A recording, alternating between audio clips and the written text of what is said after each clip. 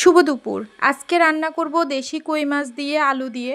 তো দেশি কই মাছগুলো আমি কেটে বেছে ধুয়ে একপাশে রেখে দিয়েছি, আলুগুলোও কেটে নিয়েছি, পেঁয়াজ কুচি করে নিয়েছি, ধনিয়া পাতা কাঁচামরিচও কেটে নিলাম। এখন আমি কই মাছগুলোতে হলুদ লবণ অল্প করে মরিচের গুঁড়া মেখে আমি ভাজি করতে দিয়ে দিয়েছি কড়াইতে।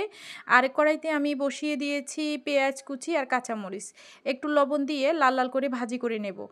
এখন আমার মাছের এক পিঠ হয়ে গেছে, এজন্য আরেক পিঠ উল্টিয়ে দিচ্ছি।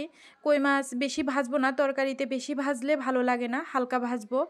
এখন আমার যখন পেঁয়াজগুলো লাল লাল করে হয়ে গেছে ভাজি, তখন দিয়ে দিলাম আলুগুলাকে দিয়ে আমি ভালোভাবে কষিয়ে নেব। একটা মশলা তৈরি করে নিলাম, আদা বাটা, জিরার গুঁড়া, হলুদের গুঁড়া, পরিমাণ মতো মরিচের গুঁড়া অল্প করে দিয়েছি। এখন মশলাটা দিয়ে আমি আলুগুলাকে অনেকক্ষণ সময় নিয়ে কষিয়ে নেব।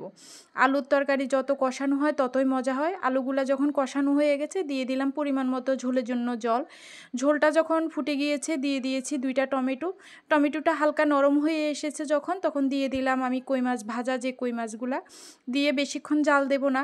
কই মাছগুলা দিয়ে কিছুক্ষণ নেড়ে চেড়ে একটু জাল হওয়ার পরে দিয়ে দেব ধনিয়া পাতা, কারণ শীতকালে তরকারিতে ধনিয়া পাতা দিলেই খুব খেতে ভালো লাগে। ধনিয়া পাতা দিয়ে আমি নামিয়ে নিয়েছি আজকে দুপুরে।